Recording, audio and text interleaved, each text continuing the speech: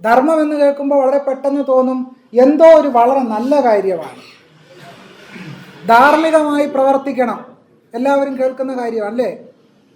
സത്യം പറയണം, സത്യം വദ ധർമ്മം ചര എന്ന് തൈത്തരീയോപനിഷത്തിൽ പറയും. സത്യം മാത്രം പറയണം, ധർമ്മത്തിലൂടെ സഞ്ചരിക്കണം എന്ന് തൈത്തരീയോപനിഷത്തിൽ പറയുന്നുണ്ട്. അതിലേക്ക് ഞാൻ വരാം.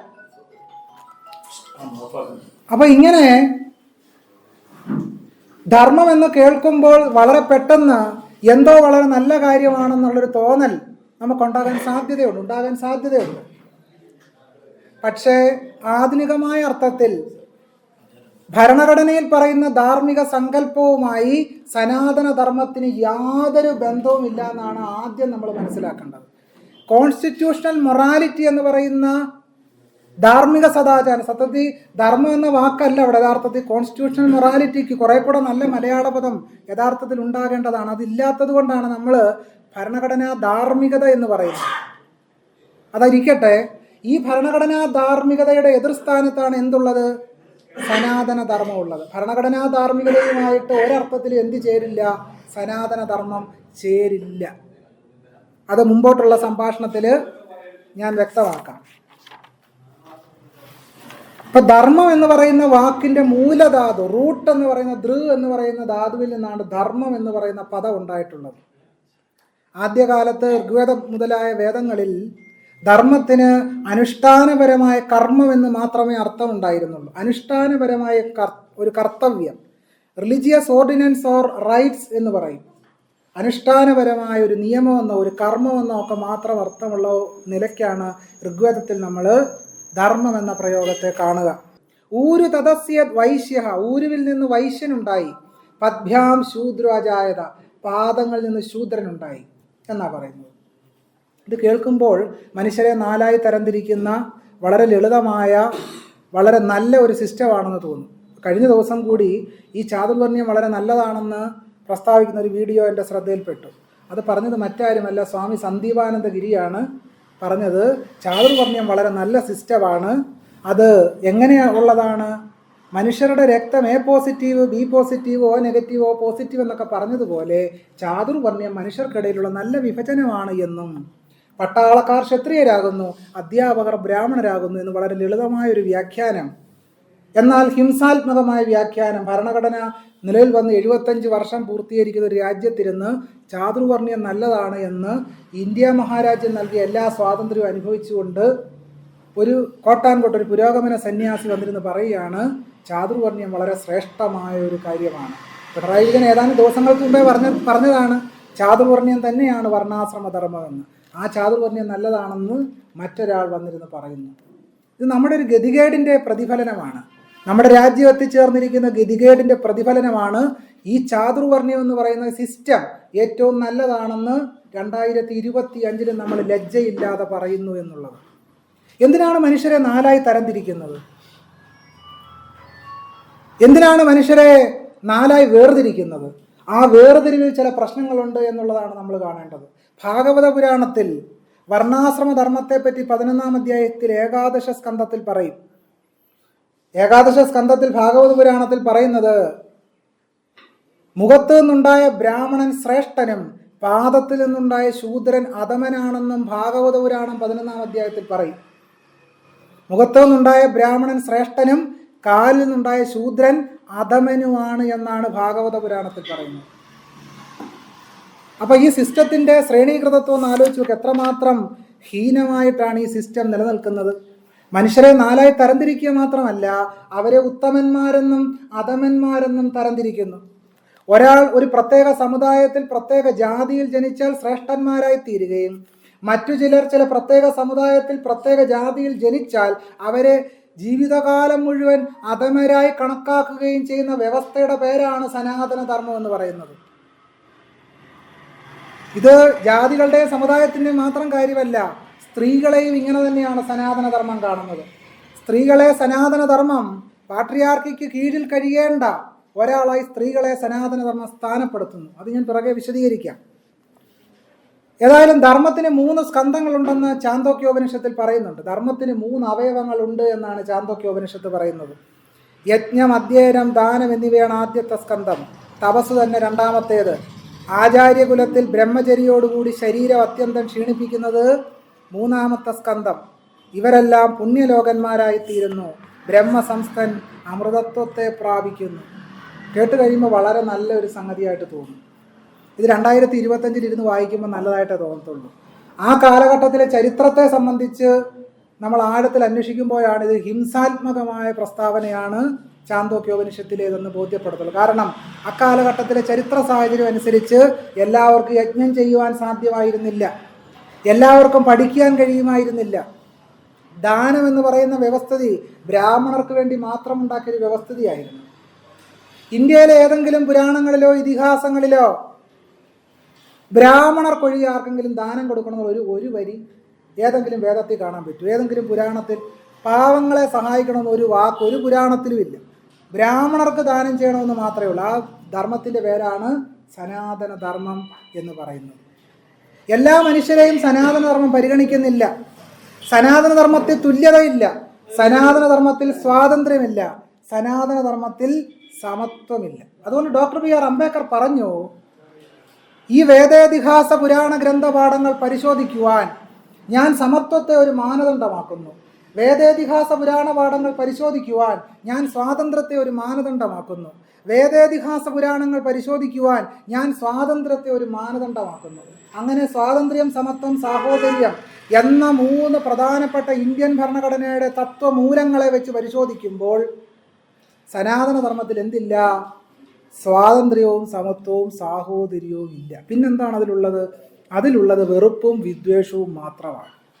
അതുകൊണ്ടാണ് സനാതന ധർമ്മത്തിന് വേണ്ടി വാദിക്കുന്നവർ എന്താണ് സനാതന ധർമ്മമെന്ന് വ്യക്തമാക്കാറേ ഇല്ല. പിണറായി വിജയൻ ഇത് പറഞ്ഞതിനെ ചൊല്ലി 2 ആഴ്ചയാണ് ചാനലുകളിൽ സനാതന ധർമ്മത്തെ പറ്റി ചർച്ച ചെയ്തത്. ഞാനും പങ്കെടുത്തിരുന്നു ആ ചാനൽ ചർച്ചകളിലെല്ലാം. പക്ഷേ ആ ചാനൽ ചർച്ചയിൽ പങ്കെടുത്ത ആളുകളൊന്നും തന്നെ എന്താണ് സനാതന ധർമ്മം എന്ന് വ്യക്തമാക്കുന്നില്ല.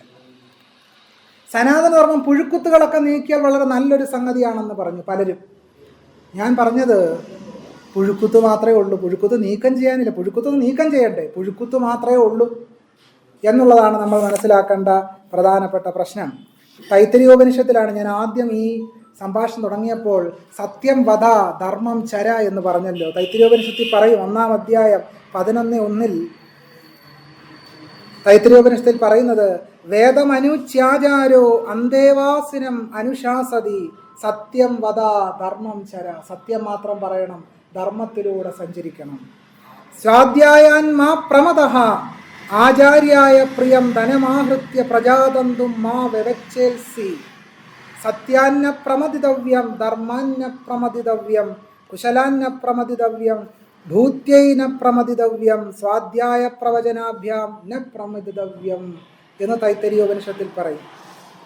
അധ്യയനം മുടക്കരുത്, സത്യം മാത്രമേ പറയാവൂ, ധർമ്മം മാത്രമേ പ്രവർത്തിക്കാവൂ എന്ന് പറയും.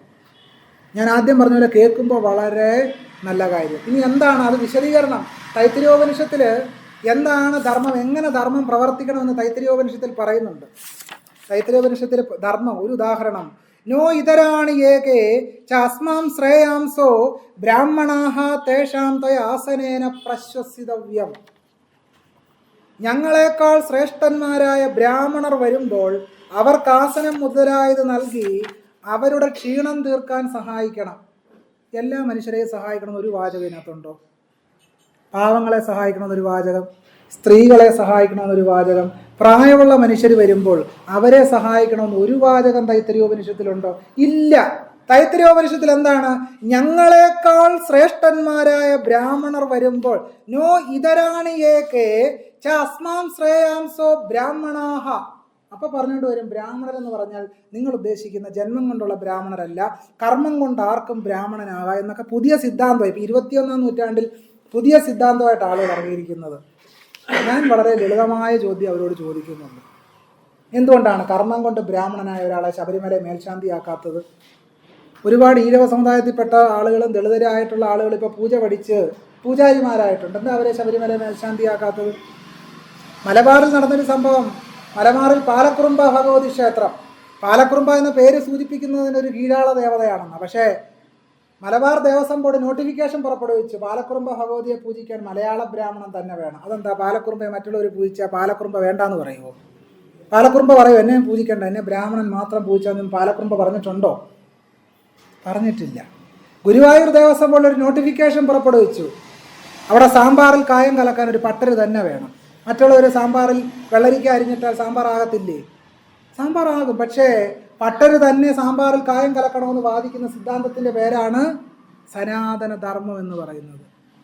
അപ്പം സനാതന ധർമ്മം കഴിഞ്ഞു പോയൊരു ഭൂതകാലമല്ല, വർത്തമാനകാലത്തിലും നമ്മളെ പിടിമുറുക്കിയിരിക്കുന്ന, വർത്തമാനകാലത്തിലും നമ്മളെ പിഴിഞ്ഞൊതുക്കുന്ന വ്യവസ്ഥയുടെ പേരാണ് സനാതന ധർമ്മം എന്ന് പറയുന്നത്. ഒരു തിരുവനന്തപുരം എന്ന് പറയുന്ന ഒരു സ്ഥലത്ത് ഒരു ചെറിയ ജില്ലയിൽ ഒരു ചെറിയ ഗ്രാമപഞ്ചായത്തിൽ ഒരു ചെറിയ വാർഡിൽ ഒതുങ്ങേണ്ട ഒരു കാര്യം, അത് ലോകം മുഴുവൻ അറിഞ്ഞു. തലേദിവസം വരെ സമാധിയായിരുന്നു, പിറ്റേ ദിവസം മഹാസമാധിയായി, നമ്മളെല്ലാവരും കണ്ടു. ഇതെന്തുകൊണ്ടാണ് സംഭവിക്കുന്നത്? നാളെ ഇനി സതി ശ്രേഷ്ഠമാണെന്ന് പറയാനുള്ള സാധ്യത പോലും ഉണ്ട്. സതി ആചരിക്കാൻ ആളുകൾ തയ്യാറാകാനുള്ള സാധ്യത പോലും ഉണ്ട്. കാരണം എന്താണ്? വിപ്ലവകരമായ പല നിയമങ്ങൾക്കും എതിരെ MSc ഫിസിക്സ്, MSc ബയോളജി ഒക്കെ പഠിച്ച ആളുകൾ റോഡിൽ കലാപം നടത്തിയ നാടാണ് കേരളം 2018. ഞാൻ അതിലേക്കൊന്നും തൽക്കാലം കടക്കുന്നില്ല. അപ്പം അതുകൊണ്ട് നമ്മൾ കേരളീയ സമൂഹം വലിയ പുരോഗമന സമൂഹമാണ് എന്ന് നമ്മൾ മേനിനടിക്കൊന്നും വേണ്ട. പല നിലയ്ക്കും പുരോഗമന വിരുദ്ധമായ ആശയങ്ങൾ ഉള്ളിൽ കൊണ്ടു നടക്കുന്നവർ തന്നെയാണ് മലയാളികൾ എന്നുള്ളതിൻ്റെ അനുഭവമാണ് തിരുവനന്തപുരത്ത് കണ്ടത് എന്നുള്ളതാണ്. ഇനി എന്താണ് ധർമ്മമെന്ന് മനുസ്മൃതിയിൽ വ്യക്തമാക്കുന്നുണ്ട്. ധർമ്മം എന്ന വാക്കിൻ്റെ അർത്ഥം എന്താണ് എന്ന് മനുസ്മൃതി 1-ാം അധ്യായം 2-ാമത്തെ ശ്ലോകത്തിൽ പറയും, ഭഗവൻ സർവവർണ്ണാനാം യഥാ അവതനു പൂർവശഃ അന്തരപ്രഭവാണാം ച ധർമാൻ നോ വക്തുമർഹസി. മഹാമുനിമാര് മനുവിനെ സമീപിച്ചിട്ട് പറഞ്ഞു, ഞങ്ങൾക്ക് ധർമ്മം ഉപദേശിച്ചാലും. എന്ത് ധർമ്മമാണ്? അന്തരപ്രഭവാണാം ച ധർമാൻ നോ വക്തുമർഹസി. സർവവർണ്ണാനാം, എല്ലാ വർണ്ണങ്ങളുടെയും അന്തരാള ജാതികളുടെയും ധർമ്മം ഞങ്ങളെ ഉപദേശിച്ചാലും എന്നാണ് മനുവിനെ സമീപിച്ചിട്ട് മുനിമാർ പറഞ്ഞു വെച്ചത്. അല്ലാതെ ലോകത്തിന് ബാധകമായ സാർവകാലികമായ സാഹോദര്യം ഞങ്ങളെ ഉപദേശിക്കണമെന്നാണോ മനുവിനോട് അപേക്ഷിച്ചത്? അല്ല. സാഹോദര്യം എന്ന് പറയുന്ന തത്വത്തെപ്പറ്റി ഞങ്ങളെ ഉപദേശിക്കണമെന്നാണോ മനുവിനോട് പറഞ്ഞത്? അല്ല. പിന്നെന്താണ്? ചാതുർവർണ്ണ്യ ധർമ്മം ഞങ്ങളെ ഉപദേശിച്ചാലും എന്നാണ് മനുവിനോട് മഹാമുനിമാർ അപേക്ഷിച്ചത്. ഇവിടെ മനുസ്മൃതിയിൽ ധർമ്മം എന്നതുകൊണ്ട് ചാതുർവർണ്ണ്യമാണ് എന്ന് വളരെ വ്യക്തമാണ്. യാജ്ഞവൽക്യ സ്മൃതിയിലും ധർമ്മം എന്നതുകൊണ്ട് വർണ്ണാശ്രമ ധർമ്മമാണ് എന്ന് വ്യക്തമാകുന്നുണ്ട്. യാജ്ഞവൽക്യ സ്മൃതി 1-ാം അധ്യായത്തിൽ 1-ാമത്തെ ശ്ലോകത്തിൽ പറയും, വർണ്ണാശ്രമേതരേഷാം നോ ബ്രൂഹി ധർമാനശേഷതഃ. വർണ്ണാശ്രമ ധർമ്മത്തെ ഞങ്ങൾക്ക് ഉപദേശിച്ചാലും. ഇത്രയൊക്കെ വിശദമാക്കിയത് എന്തിനാണെന്ന് ചോദിച്ചാൽ, ധർമ്മം എന്നതുകൊണ്ട് ധർമ്മശാസ്ത്രങ്ങൾ ഉദ്ദേശിക്കുന്നത് സാർവകാലികമായ നന്മയോ സാർവലൗകികമായ നന്മയോ സാർവലൗകികമായ സാർവജനീനമായ നന്മയുടെ തത്വസാരമോ അല്ല, തനി ജാതി ധർമ്മത്തെയാണ് ധർമ്മം എന്നതുകൊണ്ട് മനുസ്മൃതിയും യാജ്ഞവൽക്യ സ്മൃതിയും എല്ലാം ഉദ്ദേശിക്കുന്നത്, ലക്ഷ്യമാക്കുന്നത്. ഇത് മനുസ്മൃതി മാത്രമല്ല കേട്ടോ. മനുസ്മൃതിയും യാജ്ഞവൽക്യ സ്മൃതിയും ധർമ്മശാസ്ത്രങ്ങളും ധർമ്മസൂത്രങ്ങളും വേദങ്ങളും ഇതിഹാസങ്ങളും പുരാണങ്ങളും തന്ത്രഗ്രന്ഥങ്ങളും ഉപനിഷത്തുക്കളും എല്ലാം ധർമ്മം എന്ന് പറയുന്നത് ചാതുർവർണ്ണ്യത്തെ തന്നെയാണ്. അതിനുള്ള ശ്ലോകങ്ങളെല്ലാം ഞാൻ കാണ്ടമായിട്ട് ഉദ്ധരിക്കാം.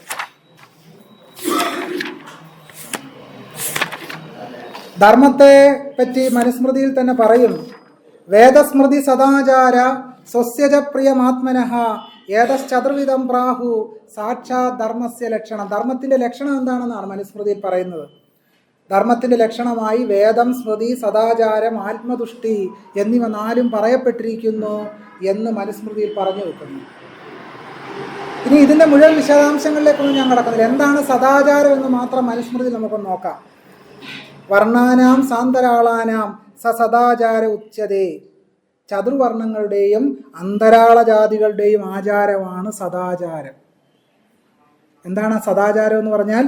ചതുർവർണ്ണങ്ങളുടെയും അന്തരാള ജാതികളുടെയും ആചാരമാണ് സദാചാരം. ഈ സദാചാരത്തിൽ നിന്ന് കേരളീയ സമൂഹം മുക്തി കൈവന്നിട്ടുണ്ടോ? ഇല്ല. മാട്രിമോണിയൽ കോളങ്ങളിലെ ജാതി തിരിച്ചുള്ള വിവാഹ പരസ്യം കേരളീയ സമൂഹം ഇപ്പോഴും ഈ സദാചാരത്തിനുള്ളിലാണ് ജീവിക്കുന്നത് എന്ന് തെളിയുന്നു. അതിനുള്ളിലാണ് ജീവിക്കുന്നത് തെളിയുന്നു.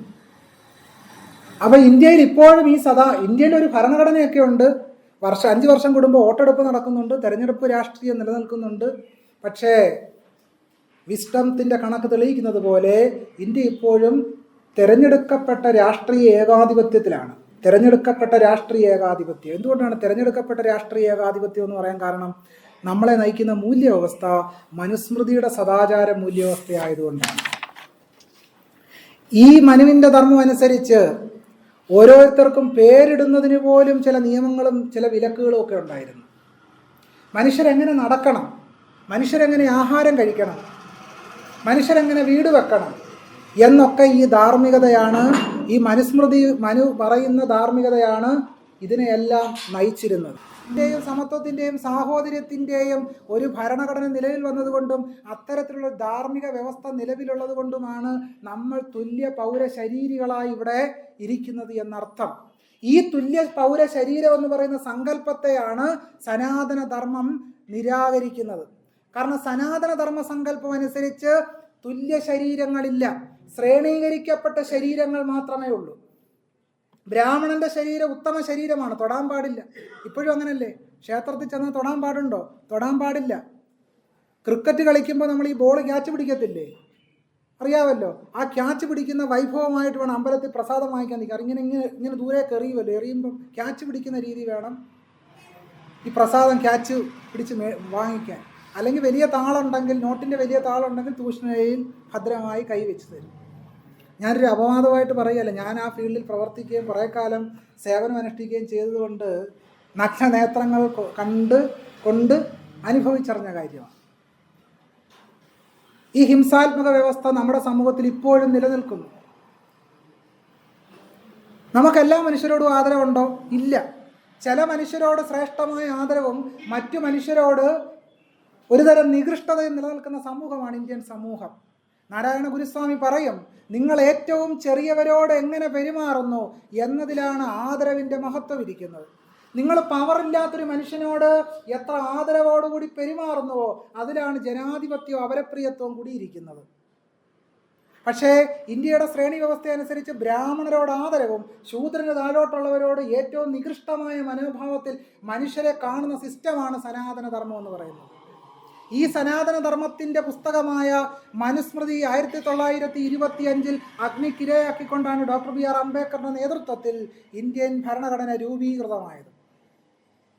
അതുകൊണ്ട് സനാതന ധർമ്മം ശ്രേഷ്ഠമാണെന്ന് സ്ഥാപിക്കുന്നവർ യഥാർത്ഥത്തിൽ ചെയ്യാൻ പോകുന്നത് തുല്യതയുടെ അടിസ്ഥാനത്തിൽ രൂപം കൊണ്ട സമത്വ രാഷ്ട്രീയത്തെ ഉയർത്തിപ്പിടിക്കുന്ന ഇന്ത്യൻ ഭരണഘടനയെ തച്ചു തകർത്ത് ശ്രേണീകൃതമായ ഈ ബ്രാഹ്മണ്യ വ്യവസ്ഥയെ തിരികെ കൊണ്ടുവന്ന ഇന്ത്യയെ സമ്പൂർണമായ ഒരു ഹിന്ദുത്വ രാഷ്ട്രമാക്കാനാണ് ശ്രമിക്കുന്നത്. അവിടെ ഹിന്ദുക്കൾക്ക് പോലും രക്ഷ ഉണ്ടാവത്തില്ല.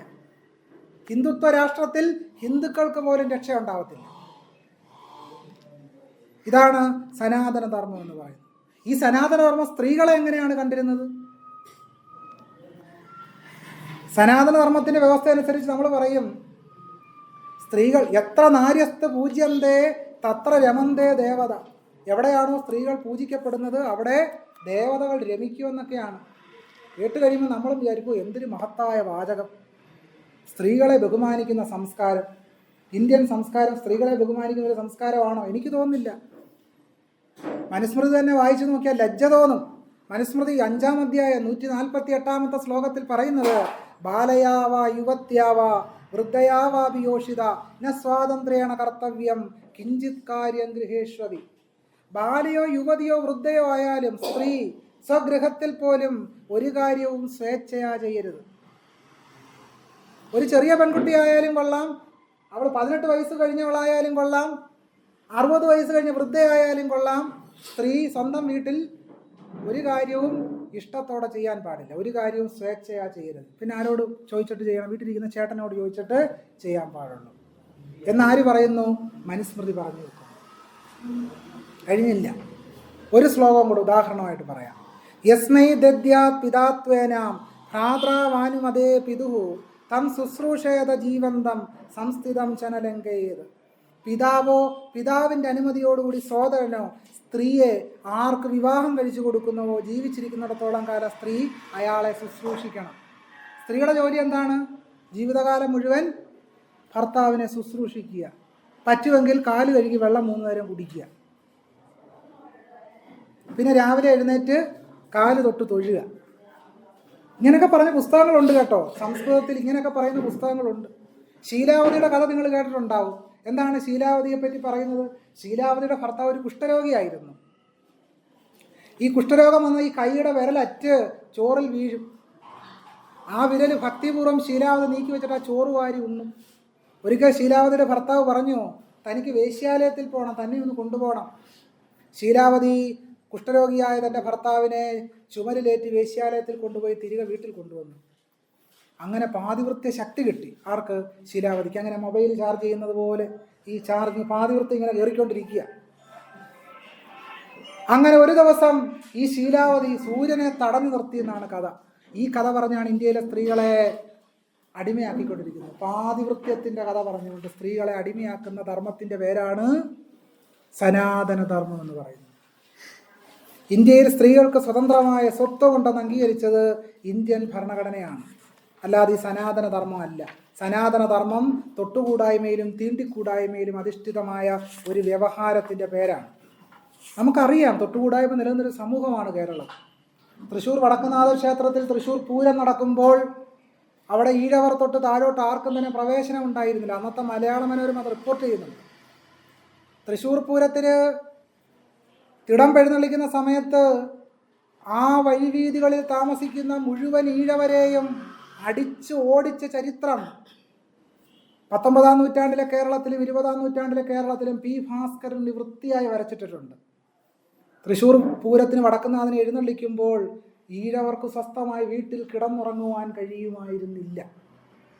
കടയിൽ ചെന്ന് ഉപ്പെന്ന് ചോദിക്കുവാൻ സാധിക്കുമായിരുന്നു. ഉപ്പെന്ന് മിണ്ടിയാൽ അടി ഉറപ്പാണ്. കടയിൽ ചെന്ന് പുട്ടെന്ന് പറയുവാൻ കഴിയുമായിരുന്നില്ല. പുട്ടിന് വേറൊരു പേരുണ്ട്, ആ പേരെ പറയാൻ പാടില്ല. ഒരു കത്തയക്കുവാൻ കഴിയുമായിരുന്നില്ല. കോടതിയിൽ നീതി തേടി ചെല്ലുവാൻ കഴിയുമായിരുന്നില്ല. അന്തസ്സായി വഴിയിലൂടെ നടക്കുവാൻ കഴിയുമായിരുന്നില്ല. അന്തസ്സായി ക്ഷേത്രത്തിൽ പോയി പ്രാർത്ഥിക്കുവാൻ കഴിയുമായിരുന്നില്ല. സ്വന്തം വീട്ടിൽ പശു ഉണ്ടെങ്കിലും പശുവിൻ്റെ പാല് കറന്ന് ചായയിട്ട് കുടിക്കുവാൻ കഴിയുമായിരുന്നില്ല. കാരണം സനാതന ധർമ്മം അനുസരിച്ച് പശു പാല് കൊടുക്കാൻ തുടങ്ങുമ്പോൾ ആ പശുവിനെ നായരാണെങ്കിൽ പോലും ആ നായർ മേധാവി, ആ നായർ ജന്മി സ്വന്തം വീട്ടിലെ പശുവിനെ അഴിച്ച് ബ്രാഹ്മണൻ്റെ വീട്ടിൽ കൊണ്ട് കെട്ടണം. 19-ാം നൂറ്റാണ്ടിലെ കേരളത്തിൽ ഭാസ്കരനുണ്ട് ഇതെല്ലാം എഴുതിയിട്ടുണ്ട്. ഇതായിരുന്നു കേരളം, ഇതായിരുന്നു സനാതന ധർമ്മം. നല്ല പേരിടാൻ പറ്റത്തില്ല. കിട്ടൻ, കാട്ടി, കുട്ടി, ഇങ്ങനെയൊക്കെയായിരുന്നു പേര്. നല്ല പേരില്ല. ആത്മാഭിമാനമുള്ള പേരിടാൻ കഴിയുമായിരുന്നില്ല. ഒരുമിച്ചിരുന്ന് ഭക്ഷണം കഴിക്കുവാൻ കഴിയുമായിരുന്നില്ല. പങ്ക്തിഭോജ്യം പാടില്ല എന്ന് 11-ാം നൂറ്റാണ്ടിൽ രചിക്കപ്പെട്ട ഏറ്റവും പ്രധാനപ്പെട്ട ശൈവാഗമ ഗ്രന്ഥമായ പ്രായശ്ചിത്ത സമുച്ചയത്തിൽ പറയും പങ്ക്തിഭോജനം പാടില്ല. ഈ ബ്രാഹ്മണ്യ വ്യവസ്ഥയെ നിരാകരിച്ചുകൊണ്ട് വെല്ലുവിളിച്ചുകൊണ്ടാണ് നാരായണ ഗുരുസ്വാമികളുടെ നേർശിഷ്യൻ സാക്ഷാൽ സഹോദരൻ അയ്യപ്പൻ ചെറായിയിൽ പന്തിഭോജനം നടത്തിയത്. ക്ഷേത്രത്തിൽ കയറി മണിയടിക്കുവാൻ കഴിയുമായിരുന്നില്ല. സഖാവ് കൃഷ്ണപിള്ള മണിയടിച്ചത് ഈ സനാതനധർമ്മത്തെ വെല്ലുവിളിച്ചുകൊണ്ടാണ്. ഇങ്ങനെ ഒരുപാട് കഥകൾ പറയാൻ തുടങ്ങിയാൽ ഒരു 2-3 മണിക്കൂറെങ്കിലും ഈ സനാതനധർമ്മത്തിൻ്റെ അമ്മുമ്മ കഥകളെ പറ്റി ഇവിടെ പറയേണ്ടി വരും. ഇപ്പോഴും ആ സനാതനധർമ്മം നമ്മുടെ രാജ്യത്ത് തുടരുന്നു. പശുവിൻ്റെ പേരിൽ ബീഫ് കൈവച്ചു എന്നതിൻ്റെ പേരിൽ, പശുവിൻ്റെ മാംസം കയ്യിൽ സൂക്ഷിച്ചു എന്നതിൻ്റെ പേരിൽ ആളുകളെ ക്രൂരമായി ആക്രമിക്കുന്ന ഒരു വ്യവസ്ഥ നമ്മുടെ രാജ്യത്ത് ഇപ്പോഴും നിലനിൽക്കുന്നു. വെജിറ്റേറിയൻ ഊണാണ് ഏറ്റവും ശ്രേഷ്ഠമായതെന്ന് നമ്മൾ പോലും വിചാരിക്കുന്നു. എന്തെങ്കിലും പ്രധാനപ്പെട്ട ഒരു മീറ്റിംഗ് ഉണ്ടെങ്കിൽ അവിടെ അച്ചടിയും കിച്ചടിയും സാമ്പാറും മാത്രമേ മതിയെന്ന് നമ്മൾ തന്നെ തീരുമാനിക്കുന്നു. ഇല്ലേ? അങ്ങനെ അത് മതി, മറ്റേതൊക്കെ പ്രശ്നമാണ്. മുട്ടയിറച്ചിയൊക്കെ ആയ വലിയ പ്രശ്നമാണ്. നമ്മൾ തന്നെ കുറേ ന്യായീകരണമൊക്കെ ഉണ്ട്. മുട്ട നാറും, മീനാണ് പ്രശ്നം, ചീത്തയാകും, മത്തങ്ങ ചീത്തയാകത്തില്ല. സാമ്പാർ ഒരു 6 മണിക്കൂർ കഴിഞ്ഞാൽ പിന്നെ സാമ്പാർ കാലം വെച്ചെടുത്ത് നമുക്ക് ചെല്ലാൻ പറ്റത്തില്ല. എന്തുകൊണ്ട് ഇങ്ങനെ സംഭവിക്കുന്നു? നമ്മളെ തന്നെ ബാധിച്ചിരിക്കുന്ന സനാതന ധർമ്മത്തിൻ്റെ പൊതുബോധം. പക്ഷേ രാമനും കൃഷ്ണനും സീതയും ഒക്കെ തന്നെ സാമ്പാറും പച്ചടിയാണോ കഴിച്ചിരുന്നത്? എന്താ ചിത്രകൂടത്തിൽ സന്യസിക്കാൻ വനവാസത്തിലും പോയ സമയത്ത് അവിടെ നെൽകൃഷി ഉണ്ടായിരുന്നു രാമനും സീതയ്ക്കും 3 നേരം ചോറുണ്ണ? ഒന്നും ഉണ്ടായിരുന്നില്ല. വളരെ വ്യക്തമായി വാൽമീകി രാമായണത്തിൽ പറയുന്നുണ്ട്. വനവാസത്തിന് പോവുകയാണ് സീത ഗംഗയോട് പ്രാർത്ഥിക്കുകയാണ്, യക്ഷ്യേ ത്വാം പ്രിയതാം ദേവി, അല്ലയോ യക്ഷി നീ എന്നിൽ പ്രീതിപ്പെടുക. ഗംഗാദേവി എന്നല്ല വിളിക്കുന്നത്, യക്ഷി എന്നാണ്. ഞങ്ങൾ സന്തോഷമായിട്ട് വനവാസം കഴിഞ്ഞ് തിരിച്ചു വന്നാൽ നിനക്ക് മാംസോദനം നൽകാം. മാംസോദനം, ഓദനം എന്ന് പറഞ്ഞാൽ ചോറ്, മാംസച്ചോറ് നൽകാം. എന്താണ് മാംസച്ചോറ്? എന്താണ് മാംസച്ചോറ്? അറിയാവോ? മാംസച്ചോറ് എന്ന് പറഞ്ഞാൽ എന്താണ്? പറഞ്ഞോ, ധൈര്യമായിട്ട് പറ. എന്താണ് മാംസച്ചോറ്? ബിരിയാണി തരാമെന്നാണ് സീത ഗംഗയോട് പ്രാർത്ഥിച്ചത്. വനവാസം കഴിഞ്ഞ് തിരിച്ചു വന്നാൽ, ഞങ്ങളുടെ വനവാസം ശുഭകരമായി പൂർത്തീകരിക്കപ്പെട്ട് തിരിച്ചു വന്നാൽ, അല്ലയോ ഗംഗേ, നിനക്ക് ഞാൻ ചിക്കൻ ബിരിയാണി തന്നേക്കാം, നിനക്ക് ബീഫ് ബിരിയാണി തന്നേക്കാം, 1000 കുടങ്ങളിലുള്ള മദ്യം കൊണ്ട് നിന്നെ പ്രീതിപ്പെടുത്താം എന്നാണ് സീത ഗംഗയോട് പ്രാർത്ഥിക്കുന്നത്. പക്ഷെ ഇപ്പം നമ്മൾ സീതാരാമൻ എന്നൊക്കെ കേട്ട് കഴിഞ്ഞാൽ പെട്ടെന്ന് തന്നെ കയ്യിൽ എന്താണ്, നമ്മൾ ഈ അയിലയോ മത്തിയോ എന്നൊക്കെ പറയുമല്ലോ, മത്സ്യം അരിഞ്ഞുകൊണ്ടിരിക്കുകയാണെങ്കിൽ അതെല്ലാം മാറ്റി വെച്ചിട്ട് നമ്മൾ സീതയുടെ പരമ്പര, രാമായണ പരമ്പര കാണുകയാണെങ്കിൽ പെട്ടെന്ന് തന്നെ മത്സ്യവും മാംസവും ഒക്കെ മാറ്റി വെച്ചിട്ട് നമ്മൾ നിലവിളക്ക് കൊളുത്തി വെക്കും. അതിൻ്റെ ഒരു ചരിത്രമുണ്ട്. അധ്യാത്മരാമായണത്തിൻ്റെ രാമായണ സീരിയൽ പുറപ്പെട്ട സമയത്ത് ഉത്തരേന്ത്യൻ ഗ്രാമങ്ങളിൽ ആ സമയത്ത് ആരും ജോലിക്ക് പോകാതെ നിലവിളക്ക് കത്തിച്ച് വെച്ച് സീരിയൽ കാണുമായിരുന്നു എന്നാണ് മേപ്പർ വൻഷി എന്ന് പറയുന്ന ഒരാൾ, അദ്ദേഹം പഴയ RSSകാരനായിരുന്നു, അദ്ദേഹം എഴുതിയതാണ്. രേവതി ലോൾ ദ അനാട്ടമി ഓഫ്, ഇതൊന്ന് വെറുപ്പിൻ്റെ ശരീരശാസ്ത്രം എന്ന് പറയുന്ന പുസ്തകം, അനാട്ടമി ഓഫ് ഹേറ്റ് എന്ന് പറയുന്ന പുസ്തകം എഴുതിയ രേവതി ലോൾ ഇതിനെ സംബന്ധിച്ച് വളരെ വിശദമായി എഴുതുന്നുണ്ട്. അപ്പം നമ്മുടെ പൊതുബോധത്തെ അങ്ങ് ഈ സനാതന ധർമ്മവസ്ഥയെ ആകെ മാറ്റി. നോക്കൂ, നമ്മൾ സീരിയലിൽ കാണുന്ന രാമനും സീതയും കാവ്യവസ്ത്രം ഉടുത്തതായിട്ടാണ് കാണുന്നത്, അല്ലേ? പക്ഷേ വാൽമീകി രാമായണം പരിശോധിച്ചാൽ ഒരു കാവ്യവസ്ത്രവും ഇല്ല. സീത വനവാസത്തിന് പോകുമ്പോൾ സീതയ്ക്ക് ദശരഥൻ ധാരാളം പട്ടുവസ്ത്രങ്ങളും സ്വർണ്ണാഭരണങ്ങളും നൽകിയാണ് സീതയെ വനവാസത്തിനായിട്ട് പറഞ്ഞയക്കുന്നത്. അതുകൊണ്ടാണ് സീതയെ രാവണൻ പിടിച്ചുകൊണ്ട് പോകുമ്പോൾ സ്വർണ്ണാഭരണങ്ങളാണ് ആർക്ക് കിട്ടുന്നത്? സുഗ്രീവന് കിട്ടുന്നത്. അല്ലാതെ കാവ്യവസ്ത്രത്തിൻ്റെ തുമ്പൊന്നും കിട്ടിയിട്ടില്ല. പക്ഷേ സീരിയലുകളിലേക്ക് വന്നപ്പോൾ, പരമ്പരയിലേക്ക് വന്നപ്പോൾ രാമായണത്തിൽ കണ്ടത് എന്താണ്? അതിന് വിപരീതമായൊരു കാര്യം ആവിഷ്കരിക്കപ്പെട്ടു. രാമായണ സീരിയലിൽ നമ്മൾ കാണുന്നത് തിളങ്ങുന്ന കൊട്ടാരങ്ങളല്ലേ? ശ്രീകൃഷ്ണ പരമ്പര, ജയ് ഹനുമാൻ, ഇതെല്ലാം നമ്മൾ കണ്ടിട്ടുണ്ട്. തിളങ്ങുന്ന കൊട്ടാരമാണ്, ആണോ? അതെ. ധരിച്ചിരിക്കുന്ന വസ്ത്രവും ഭയങ്കര രത്ന ശബളിതമായ കിരീടവും വള മാല മോതിരം ഒക്കെയാണ്. വളരെ രസകരമായൊരു കാര്യം എന്ന് വെച്ചാൽ വാൽമീകി രാമായണത്തിൽ ഒരു കാര്യം പറയുന്നു.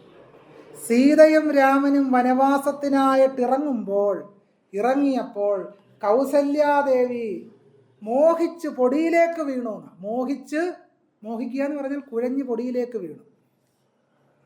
പുരാവസ്തു ശാസ്ത്ര പണ്ഡിതനായ സംഘാലിയ ഒരു ചോദ്യം ചോദിക്കുന്നുണ്ട്. എന്തുകൊണ്ടാണ് കൗസല്യ ഇത്രയധികം പൊടിയിലേക്ക് വീണത്? കൊട്ടാരം രത്നമയമാണെങ്കിൽ, കൊട്ടാരം നമ്മൾ സീരിയലിൽ കാണുന്നത് പോലെ ഇത്രയും മനോഹരമാണെങ്കിൽ പൊടിയിലേക്കല്ലല്ലോ വീഴേണ്ടത്. സീരിയലിൽ കാണുന്ന നല്ല ഗ്രാനൈറ്റ് ഇട്ട പ്രതലമാണല്ലോ നമ്മൾ പരമ്പരയിൽ കാണുന്നത്. പിന്നെ എങ്ങനെയാണ് കൗസല്യ പൊടിയിൽ വീണത്? സംഘാലിയ ഉത്തരം പറയുന്നു, ചുട്ട ഇഷ്ടിക കൊണ്ടല്ല കെട്ടിടം പണിതിരിക്കുന്നത്, ചുടാത്ത ഇഷ്ടിക കൊണ്ട് കെട്ടിടം പണിത് കൊണ്ടാണ് ഇത്രയധികം പൊടി അവിടെ വീണ് കിടക്കുന്നത്. നോക്കൂ, വാൽമീകി രാമായണം പരിശോധിച്ചാൽ വലിയ കൊട്ടാരക്കെട്ടുകളെ സംബന്ധിച്ച് ഒരു പരാമർശവും വാൽമീകി രാമായണത്തിലില്ല. സുഗ്രീവൻ്റെ കൊട്ടാരത്തെ പറ്റിയും നമ്മൾ സീരിയലിൽ കാണും, ഇല്ലേ? വലിയ ഒരു കൊട്ടാരമാണ് നമ്മൾ സുഗ്രീവൻ്റെ കൊട്ടാരത്തെ പറ്റി രാമായണ സീരിയലിൽ കണ്ടത്. പക്ഷെ നോക്കൂ, വാൽമീകി രാമായണത്തിൽ വെറും ഒരു കാട്ടുപൊന്തയാണ് സുഗ്രീവൻ കഴിഞ്ഞത് എന്ന് വാൽമീകി രാമായണത്തിൽ. ഒരു കാട്ടുപൊന്ത, അത്രയേ ഉള്ളൂ. ഒരു ഗുഹ, ഒരു ചെറിയ തടാകം, ഒരു കാട്ടുപൊന്തയാണ് സുഗ്രീവൻ കഴിഞ്ഞിരുന്ന ഇടം എന്ന് വാൽമീകി രാമായണത്തിൽ പറയുന്നുണ്ട്. ആ ശ്ലോകമൊക്കെ ഉദ്ധരിച്ചാൽ ഒരുപാട് സമയം പോകുന്നുകൊണ്ടാണ് ഞാൻ അതിലേക്കൊന്നും പോകാത്തത്. ആരണ്യകാണ്ഡമൊക്കെ വായിച്ചു നോക്കിയാൽ മനോഹരമായി ഇത് വായിച്ചു പോയാൽ ഈ ഒരു സംസ്കാരവും ചരിത്രവും എല്ലാം നമ്മുടെ മുമ്പിൽ വെളിപ്പെടും. അങ്ങനെ ഞാൻ പറഞ്ഞു വന്നത്, നമുക്കതുവരെ അപരിചിതമായിരുന്ന, ചരിത്രത്തിലില്ലാത്ത, നമ്മുടെ സംസ്കാരത്തിലില്ലാത്ത ഒരു വ്യവഹാരത്തെ പുതുതായി നിർമ്മിച്ച് നമ്മുടെ തലയിൽ അടിച്ചേൽപ്പിക്കുകയാണ്. പശുവിൻ്റെ മാംസം ഏറെ തിന്നുകൊണ്ടിരുന്നവർ ഇപ്പോൾ പശു ഇറച്ചി തിന്നാൻ പാടില്ലെന്ന് പറയുന്നു. ഋഗ്വേദത്തിലെ ഏറ്റവും പ്രധാനപ്പെട്ട ഹോമം ഏതാണെന്ന് വെച്ചാൽ ഗോമേധമാണ്. പശുവിൻ്റെ മാംസം ഹോമിക്കുന്ന ഗോമേധം എന്ന് പറയുന്ന ഹോമത്തെപ്പറ്റി ശതപഥ ബ്രാഹ്മണൻ ഉൾപ്പെടെയുള്ള ബ്രാഹ്മണങ്ങളിൽ പറയുന്നുണ്ട്. ഇപ്പോൾ പശു ഇറച്ചി എന്ന് കേട്ടാൽ ബോധം കെട്ടു വീഴും ആളുകൾ. പശുവിൻ്റെ ഇറച്ചി ഹോമിക്കുക മാത്രമല്ല, സുഖമായി തിന്നുകൊണ്ട് നടന്നവരാണ് ബ്രാഹ്മണർ എന്ന് ഈ ശതപഥ ബ്രാഹ്മണം ഒക്കെ പരിശോധിച്ചാൽ അറിയാം. വാൽമീകി രാമായണ അയോധ്യാകാന്ഡത്തിൽ ദശരഥൻ നടത്തുന്ന അശ്വമേധ യാഗത്തെപ്പറ്റി പറയുന്നുണ്ട്. ദശരഥൻ നടത്തുന്ന അശ്വമേധ യാഗം പുത്രൻ ഉണ്ടാകാൻ വേണ്ടിയാണ് യാഗം നടത്തുന്നതെന്നാണ് പറയുന്നത്. ഞാൻ അതിൻ്റെ ചരിത്രത്തിലേക്ക് പോകുന്നില്ല, ഇവിടെ ലഹള ഉണ്ടാകും, അതുകൊണ്ട് അതിൻ്റെ വിശദാംശങ്ങളിലേക്ക് കടക്കുന്നില്ല. നിങ്ങളുടെ ക്ഷമയോ നിങ്ങളുടെ സഹിഷ്ണുതയോ പരിശോധിക്കാൻ ഞാൻ തയ്യാറാകുന്നില്ല. കാരണം ഇന്ത്യയുടെ ഒരു സാംസ്കാരിക സാഹചര്യം അങ്ങനെയാണല്ലോ. സഹിഷ്ണുത എപ്പോഴാണ് കൈവിട്ട് പോകുന്നത് പറയാൻ പറ്റത്തില്ല. എനിക്ക് ആരോഗ്യത്തോടുകൂടി ഈ കതവ് കടന്ന് പുറത്തോട്ടിറങ്ങാൻ പറ്റുമെന്ന് അറിഞ്ഞുകൂടെ ചിലപ്പോൾ. രാഷ്ട്രീയ സാഹചര്യം മാറിയിരിക്കുന്നു. എങ്കിലും ചില കാര്യങ്ങളെ ഒന്നുള്ളതൊക്കെ ചില കാര്യങ്ങൾ പറയാം. അശ്വമേധ യാഗം നടത്തുകയാണ്. ഈ അശ്വമേധ യാഗത്തിൽ ധാരാളം മൃഗങ്ങളെ ഹോമിക്കുന്നതായിട്ട് വാൽമീകി രാമായണത്തിൽ പറയുന്നു. കുതിരയെ ഹോമിക്കുന്നുണ്ട്. കുതിരയെ ഹോമിക്കുക മാത്രമല്ല, വപാമുദ്രത്യ, കുതിരയുടെ മാംസം എടുത്തിട്ട് അത് വേവിച്ച് ബ്രാഹ്മണർ തിന്നുന്നതിനെ പറ്റിയുള്ള പരാമർശം വാൽമീകി രാമായണത്തിലുണ്ട്. അങ്ങനെ കുതിരയുടെ മാംസം വേവിക്കുമ്പോൾ ദശരഥൻ പറയുന്നത് നല്ല മണം വരുന്നല്ലോ എന്നാണ്. നമ്മൾ ഈ ചിക്കൻ കറി വേവിക്കുമ്പോൾ പറയുമല്ലോ. എന്തായാലും അന്ന് നിറപറയുടെ മസാല ഉണ്ടായിരുന്നെന്ന് എനിക്ക് അറിഞ്ഞുകൂടാ, പക്ഷേ നല്ല മസാല ചേർത്തിരുന്നു കുതിരയുടെ മാംസം വേവിക്കാൻ. അതുകൊണ്ടാണല്ലോ നല്ല മണം വരുന്നു എന്ന് ദശരഥൻ പറഞ്ഞത്. അപ്പം ഇതായിരുന്നു നമ്മുടെ ഗ്രന്ഥങ്ങൾ പരിശോധിച്ചാൽ നമുക്ക് കാണാൻ കഴിയുക. തന്ത്രഗ്രന്ഥങ്ങളിൽ പോലും ഏറ്റവും പ്രധാനപ്പെട്ട തന്ത്രഗ്രന്ഥമായ ദക്ഷിണേന്ത്യയിലെ ബ്രഹ്മയാമളത്തിൽ താന്ത്രികനായ സാധകൻ കഴിക്കേണ്ട മത്സ്യമാംസ്യാദിയുള്ള ഒരു നീണ്ട ലിസ്റ്റ് ദക്ഷിണേന്ത്യൻ ബ്രഹ്മയാമളത്തിൽ കാണാം. അതിലെ പ്രാവിൻ്റെ മാംസത്തെ പറ്റി പറയുന്നുണ്ട്. പ്രാവിൻ്റെ മാംസം എടുത്ത് എങ്ങനെ കറി വെക്കണം എന്നതിനെ സംബന്ധിച്ച് ഗ്രന്ഥങ്ങളിൽ പരാമർശമുണ്ട്. സംസ്കൃതത്തിലുള്ള ഗ്രന്ഥമാണ് കേട്ടോ. പാചകസൂത്രം എന്ന് പറയുന്ന ഒരു സംസ്കൃത ഗ്രന്ഥമുണ്ട്. അതിനകത്ത് പ്രാവിനെ എങ്ങനെ കറി വെക്കാവുന്ന. പക്ഷെ ഇപ്പം എല്ലാവരും വെജിറ്റേറിയനാണ്. സാമ്പാറേ കഴിക്കൂ, പച്ചടിയെ പറ്റൂ. അതുവരെ കുതിരയുടെ ഇറച്ചി വരെ കഴിച്ചുകൊണ്ടിരുന്നവർ, പ്രാവിൻ്റെ ഇറച്ചി കഴിച്ചുകൊണ്ടിരുന്നവർ എല്ലാ ശുദ്ധ വെജിറ്റേറിയന്മാരായി മാറി. ഇറച്ചിയും മീനും കഴിക്കുന്നവരെ അശുദ്ധരാക്കി മാറ്റുന്ന ഒരു വ്യവഹാരം കാലക്രമത്തിൽ സൃഷ്ടിക്കപ്പെട്ടു എന്നുള്ളതാണ്. എന്ന് പറഞ്ഞാൽ വെജിറ്റേറിയനിസം എന്ന് പറഞ്ഞാൽ മറുവഴി ജാതിയാണ് എന്നർത്ഥം. എന്താണ് മറുവഴി ജാതി? ജാതി വ്യവസ്ഥയുടെ മറ്റൊരു രൂപമാണ് വെജിറ്റേറിയനിസം. പച്ചക്കറി കഴിക്കുന്നവരെല്ലാം ശുദ്ധ സവർണരാണെന്നും മീൻ ഇറച്ചിയും കഴിക്കുന്നവരെല്ലാം അശുദ്ധരായ കീഴാളരാണ് എന്ന് പറയുന്ന ഒരു വ്യവഹാരം സൃഷ്ടിക്കപ്പെട്ടു. ഇന്ന് ഉത്തരേന്ത്യയിൽ പലർക്കും വീട് കിട്ടണമെങ്കിൽ അവിടെ ആദ്യം ചോദിക്കുക, നിങ്ങൾ വെജിറ്റേറിയൻ ആണോ നോൺ വെജിറ്റേറിയൻ ആണോ എന്ന്. ആ രീതിയിലേക്ക് കേരള സമൂഹവും കൂടി ക്രമേണ പരിവർത്തിക്കപ്പെടുന്നുണ്ട്. അതിന് പ്രതിരോധം തീർക്കേണ്ട കടമ നവോത്ഥാനത്തിൻ്റെ ചരിത്ര സംസ്കാരം സൂക്ഷിക്കുന്ന നമുക്ക് അതിൽ ഉത്തരവാദിത്വമുണ്ട്. അടുത്ത പോയിന്റിലേക്ക് ഞാൻ കടക്കുകയാണ്. സനാതന ധർമ്മം എന്ന് പറയുന്നത് കർമ്മ പുനർജന്മ സിദ്ധാന്തത്തിലാണ് അടിയുറച്ചിരിക്കുന്നത്. ഒരാൾ ഈ ജന്മത്തിൽ ചെയ്യുന്ന പാപകർമ്മത്തിൻ്റെ ഫലമാണ് അടുത്ത ജന്മത്തിൽ അനുഭവിക്കുന്നതാണ് കർമ്മസിദ്ധാന്തം പറയുന്നത്. രസകരമായ ഒരു ഉദാഹരണം അതിലേക്ക് പറയാം. സായണൻ്റെ പ്രായശ്ചിത്ത സുധാനിധി എന്ന് പറയുന്ന ഒരു ഗ്രന്ഥമുണ്ട്. അതിൽ ഓരോ രോഗവും എന്ത് പാപം ചെയ്തതുകൊണ്ടാണ് രോഗം വരുന്നത് എന്ന് സായണൻ്റെ പ്രായശ്ചിത്ത സുധാനിധിയിൽ പറയുന്നുണ്ട്. അതിനകത്ത് പ്രമേഹത്തെ പറ്റി പറയുന്നുണ്ട്. ബ്രാഹ്മണ സ്വർണ്ണ ഹരണാത് ബഹുമൂത്ര പ്രമേഹവാൻ. ബ്രാഹ്മണ സ്വർണ്ണ ഹരണാത് ബഹുമൂത്ര പ്രമേഹവാൻ. പ്രമേഹം വരുന്നത് എന്തുകൊണ്ടാണ്? ബ്രാഹ്മണ സ്വർണ്ണ ഹരണാത്. കഴിഞ്ഞ ജന്മം ബ്രാഹ്മണന്റെ സ്വർണ്ണം അപഹരിച്ചവർക്കാണ് ഈ ജന്മം എന്ത് വരുന്നത്? പ്രമേഹം വരുന്നത്. എന്തായാലും ഇവിടെ മധുരവിട്ട ചായ തന്നപ്പോൾ എല്ലാവരും കുടിച്ചു എന്നൊക്കെ എനിക്കറിയാം, പ്രമേഹ രോഗികൾ ഉൾപ്പെടെ. പക്ഷേ ഈ പ്രമേഹം വരുന്നത് എന്തുകൊണ്ടാണ്? കഴിഞ്ഞ ജന്മം ബ്രാഹ്മണന്റെ സ്വർണ്ണം അപഹരിച്ചുകൊണ്ടാണ്. എന്താണ് അതിന് പരിഹാരം? എല്ലാ സ്വത്തുക്കളും ബ്രാഹ്മണന് ദാനം നൽകി കാശിയിലേക്ക് പോവുക. ഇതാണ് പ്രായശ്ചിത്ത സുധാനിധി പറയുന്നത്. എന്തായാലും ഷുഗർ മാറിയില്ലെങ്കിലും സ്വത്തിൻ്റെ കാര്യത്തിൽ തീരുമാനമാവും. ഇതാണ് കർമ്മ പുനർജന്മ സങ്കല്പം എന്ന് പറയുന്നത്. ചില മനുഷ്യർ സ്വത്തില്ലാതെ ഹീനരായി സമൂഹത്തിൽ സ്ഥാനപ്പെടാൻ കാരണം അവർ മുജ്ജന്മ പാപികളായതുകൊണ്ടാണ് എന്ന് പുനർജന്മ സിദ്ധാന്തം പറയുന്നു. സാക്ഷാൽ ഗാന്ധി വൈക്കത്ത റോഡിലൂടെ ഇവിടുത്തെ സാധാരണക്കാരായ മനുഷ്യരെ ഒന്ന് നടത്തിക്കൂടെ എന്ന് വൈക്കത്ത് ഇണ്ടംതുരുത്തി നമ്പ്യാതിരിയോട് ചോദിച്ചപ്പോൾ ഇണ്ടംതുരുത്തി നമ്പ്യാതിരി പറഞ്ഞത് അവർ കൊള്ളക്കാരെക്കാട്ടിലും ഹീനരാണ്, കാരണം പാപികളാണ് എന്നാണ് ഇണ്ടംതുരുത്തി നമ്പ്യാതിരി പറഞ്ഞത്. പാപികളാണെന്ന്. അപ്പോൾ ഗാന്ധി ചോദിച്ചു, ആ പാപികൾക്ക് ശിക്ഷ വിധിക്കാൻ നിങ്ങൾക്ക് എന്ത് അധികാരം? ഈശ്വരൻ ശിക്ഷ കൊടുത്തോളും, നിങ്ങൾ അവരെ ഈ റോഡിലൂടെ നടക്കാനൊന്ന് അനുവദിക്കണം. ഗാന്ധിയെ വീട്ടിനുള്ളിലേക്ക് കയറ്റാത്ത ആള് മറ്റുള്ളവരെ റോഡിലൂടെ നടക്കാൻ അനുവദിക്കുമോ? ഇല്ല. ഗാന്ധിയെ പോലും മനയുടെ പുറത്ത് നിർത്തി ഇണ്ടംതുരുത്തിയിലെ ബ്രാഹ്മണ്യം, ആ ബ്രാഹ്മണ്യത്തെ പരാജയപ്പെടുത്തിക്കൊണ്ടാണ് ഇന്ന് അന്തസ്സായിട്ട് എല്ലാവർക്കും ക്ഷേത്രത്തിൽ പോയി തൊഴുവാനും പ്രാർത്ഥിക്കുവാനും അന്തസ്സായി തുല്യതയോടെ തല ഉയർത്തി പിടിച്ചു നിൽക്കുവാനും നമുക്ക് കഴിയുന്നത്. ഈ സനാതന ധർമ്മത്തിലേക്ക് മടങ്ങിപ്പോകാനാണ് ഹിന്ദുത്വ ഫാസിസ്റ്റുകൾ നമ്മളോട് പറയുന്നത്.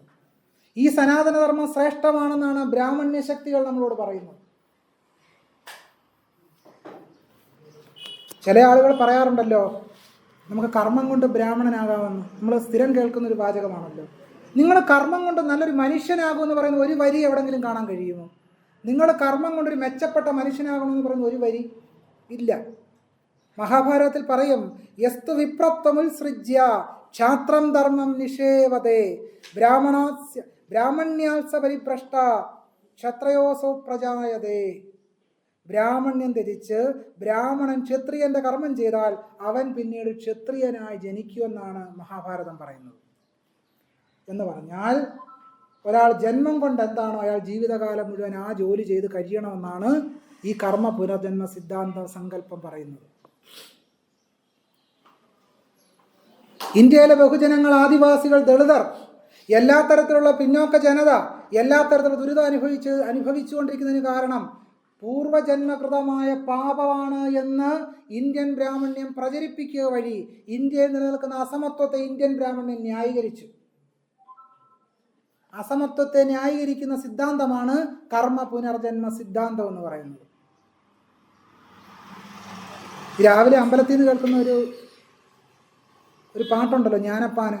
ചണ്ടകർമ്മങ്ങൾ ചെയ്തവൻ ചാകുമ്പോൾ ചണ്ടാള കുലത്തിങ്കൽ പിറക്കുന്നു. ഒരാൾ ചണ്ടാളനായി ജനിക്കാൻ കാരണം എന്താണ്? അയാൾ പൂർവ്വജന്മത്ത് പാപിയായതുകൊണ്ടാണ് എന്ന് ജ്ഞാനപ്പാനയിൽ പറഞ്ഞു വെക്കുന്നു പൂന്താനം. ഇതുവഴി പൂന്താനം ചെയ്യുന്നത് എന്താണ്? ഈ സനാതന ജാതി അധർമ്മത്തെ ന്യായീകരിക്കുകയാണ് ചെയ്യുന്നത്. ഇന്ത്യയുടെ അസമത്വത്തെ പൂന്താനം ന്യായീകരിക്കുകയാണ് ചെയ്യുന്നത്. എഴുത്തച്ഛന് ഒട്ടും പിന്നിലല്ല. എഴുത്തച്ഛൻ്റെ രാമൻ ലക്ഷ്മണനോട് പറയും, മന്നിടത്തിങ്കൽ ദ്വിജത്വമുണ്ടായി വന്നാൽ പൂജിക്കാമാമടോ. ഭൂമിയിൽ ബ്രാഹ്മണനായിട്ട് ജനിച്ചാൽ നിനക്ക് എന്നെ പൂജിക്കാം. ഇന്ത്യൻ ഭരണഘടന അങ്ങനല്ല പറയുന്നത്. ഇന്ത്യൻ ഭരണഘടന അനുസരിച്ച് ഇന്ത്യൻ പൗരനായാൽ നിങ്ങൾക്ക് പൂജിക്കാം, ക്ഷേത്രത്തിൽ പ്രവേശിക്കാം, എന്തും ചെയ്യാം. അല്ലാതെ അടുത്ത ജന്മം ബ്രാഹ്മണനായിട്ട് ജനിക്കേണ്ട ആവശ്യമൊന്നുമില്ല.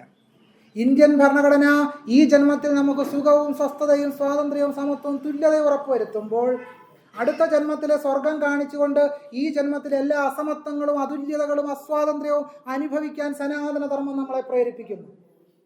ഇന്ത്യൻ ഭരണഘടന ഇഹലോക ജീവിതം ഏറ്റവും സുഖവും സമൃദ്ധവുമായി കൊണ്ടാടാൻ നീതിയെ ഉയർത്തിപ്പിടിക്കുമ്പോൾ സനാതനധർമ്മം അടുത്ത ജന്മത്തിൽ സ്വർഗം കിട്ടുമെന്ന് പറഞ്ഞുകൊണ്ട് ഈ ജന്മത്തിൽ സാഹോദര്യമില്ലാതെ ജീവിക്കുവാൻ നമ്മെ പ്രേരിപ്പിക്കുന്നു. ഇങ്ങനെ ഈ സാഹോദര്യമില്ലായ്മയ്ക്കെതിരെ, അസമത്വത്തിനെതിരായി വലിയ യുദ്ധം ചെയ്തിട്ടാണ്, ആയിരക്കണക്കിന് ആളുകളുടെ ചോര വീണ് ഈ മണ്ണ് കുതിർന്നിട്ടാണ് സ്വാതന്ത്ര്യത്തിൻ്റെ മഹാപ്രസ്ഥാനം ഇവിടെ ഉണ്ടായി വന്നത്. നമ്മൾ ആ ചരിത്രം മറന്നു പോകരുത്. ആ ചരിത്രം മറന്നാൽ പിന്നെ നമ്മളില്ല. അന്തസ്സായിട്ട് ഈ കസേര ഇരിക്കാൻ പറ്റില്ല. സനാതനധർമ്മം ഇവിടെ കുടികൊണ്ടാൽ സനാതനധർമ്മത്തെ പറ്റി പിന്നെ ഇവിടെ പ്രഭാഷണം നടത്താനും പറ്റില്ല. അതോടുകൂടി തീർന്നു. അപ്പോൾ ഇങ്ങനെയാണ് ഈ വ്യവസ്ഥയെ മാറ്റിമറിക്കുന്നതിലൂടെ മാത്രമേ, ഈ വ്യവസ്ഥയെ, ഈ പൊതുബോധത്തെ ഇല്ലായ്മ ചെയ്യുന്നതിലൂടെ മാത്രമേ നമുക്ക് സ്വാതന്ത്ര്യവും സമത്വവും സാഹോദര്യവും ഉള്ള ഒരു ജനതയായി നമുക്ക് മാറാൻ കഴിയും. ശങ്കരാചാര്യരുടെ അദ്വൈതത്തെ പറ്റി നിങ്ങളെല്ലാവരും കേട്ടിട്ടുണ്ട്. ശങ്കരൻ്റെ അദ്വൈതത്തിൽ പറയുന്നത്, അദ്വൈതം ഗീതാഭാഷ്യം 3 കൃതികൾക്കാണ് അദ്ദേഹം ഭാഷ്യം ചമച്ചിട്ടുള്ളത്. ഭഗവത്ഗീതയ്ക്ക്, ബ്രഹ്മസൂത്രത്തിന്, ദശോപനിഷത്തുക്കൾക്ക്. ഗീതയുടെ ആമുഖത്തിൽ ശങ്കരൻ എഴുതുന്നു, പ്രാണിനാം സാക്ഷാത് അഭ്യുദയ നിശ്രേയസ ഹേതുര്യഃ സധർമ്മോ ബ്രാഹ്മണാദ്യേർ വർണ്ണഭിരാശ്രമിഭിശ്ച ശ്രേയവർത്തിഭിः അനുഷ്ഠീയമാനോ ദീർഘേണ കാലേന. ഇവിടെ ധർമ്മം എന്നതുകൊണ്ട് ശങ്കരൻ ഉദ്ദേശിക്കുന്നത് എന്താണ്? വർണ്ണാശ്രമ ധർമ്മമാണ്. കഴിഞ്ഞില്ല, അപകടകരമായൊരു പ്രസ്താവന വേണ്ട വരാനിരിക്കുന്നു. ശങ്കരൻ പറയുകയാണ്, ആദികർത്ത നാരായണാഖ്യോ വിഷ്ണുഹു ഭൗമസ്യ ബ്രാഹ്മണോ ബ്രാഹ്മണത്വസ്യ രക്ഷണാർത്ഥം ദേവക്യാം വസുദേവാംശേന കൃഷ്ണഃ കില സാംബഭൂവ. നിങ്ങളെല്ലാവരും ഒരു കഥ കേട്ടിട്ടുണ്ടാവും, കലിയുഗത്തിൽ ഭഗവാൻ അവതരിക്കുമെന്നില്ലേ? ഇല്ലേ? പാവികളെ എല്ലാം ഇല്ലായ്മ ചെയ്ത് നല്ല ആളുകളെ രക്ഷിക്കാൻ ഭഗവാൻ വാസുദേവൻ അവതരിക്കുമെന്ന് കഥ കേട്ടിട്ടുണ്ട്. ഭാഗവത സപ്താഹയജ്ഞ വേദികളിൽ അത് കേട്ടിട്ടുണ്ട്. പക്ഷെ ഇവിടെ ശങ്കരൻ വളരെ വ്യക്തമായി പറയുന്നു, എന്തിനാണ് വാസുദേവൻ അവതരിക്കുന്നത്?